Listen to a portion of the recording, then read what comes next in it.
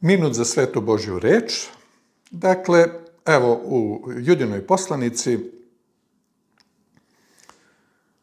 od 12. stiha, pa idemo dalje. Kaže, ovo su oni što pogane vaše milostinje, jedući s vama bez straha i gojeći se oblaci bezvodni, to smo čitali. I onda kaže dalje,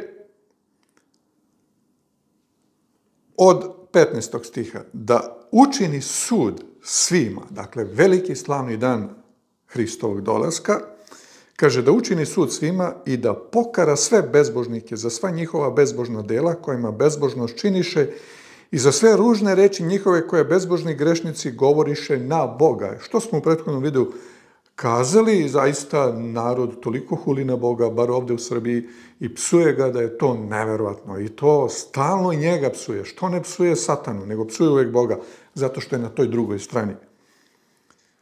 I onda kaže 16. stih, ovo su nezadovoljni vikači, ti koji hule na Boga, to su nezadovoljni vikači, koji po željama svojim žive.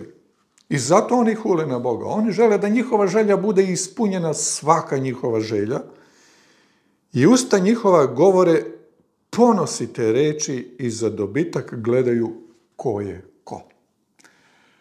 Ti koji hule na Boga, a kada gledamo Davus, cela ta kompletna tamo elita upravo to čini, to su nezadovoljni vikači koji po željama svojim žive i usta njihove govore ponosite reči, novi svetski poredak, demokratija, bla, bla, bla, ovo i ono, i za dobitak gledaju ko je ko. A vi ljubazni, opomenite se reči koje napred kazaše apostoli Ahajaha našega, Jašijaha Mašije. Jer vam kazaše da će u posljednje vreme, Hristos je kazao, postati rugači koji će hoditi po svojim željama i bezbožnostima.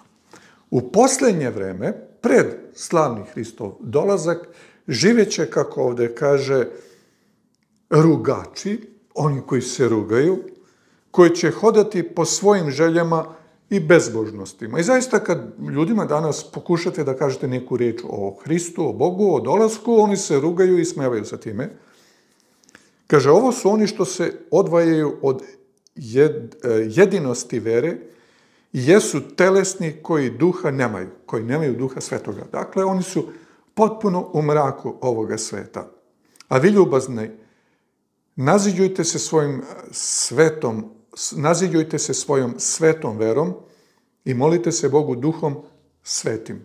Vi se naziđujte svojom svetom verom i molite se Bogu duhom svetim i sami sebe držite u ljubavi Božjoj, čekajući milosti Boga našega Jašaha Mašija za život večni. Ili Ahajaha našega Jašijaha Mašije za život večni.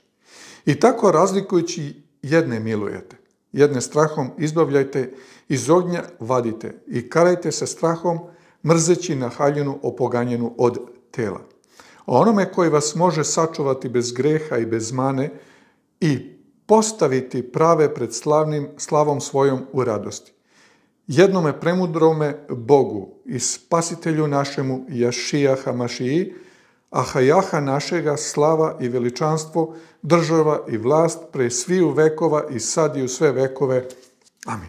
Dakle, jedino Bogu slava, što bi kazao Handel Soli Deo Gloria. Samo Bogu slava za ono što je Bog učinio.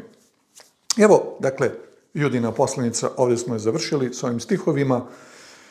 Dakle, ti koji hule na Boga, oni žive po svojim željama i oni rade najgore moguće stvari.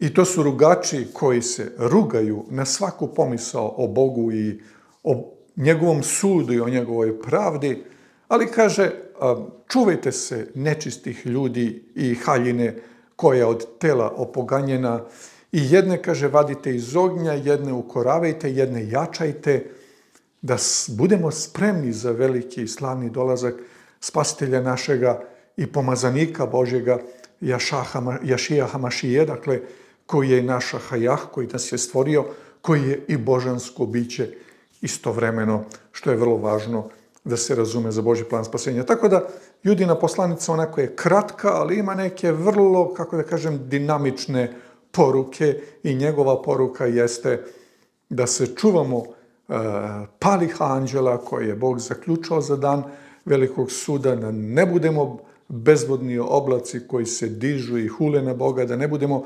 hulnici na Boga, nego da budemo njegove istinite sluge, da budemo spremni za njegov dolazak i da se radujemo carstvu njegovom koje će uskoro biti uspostavljeno.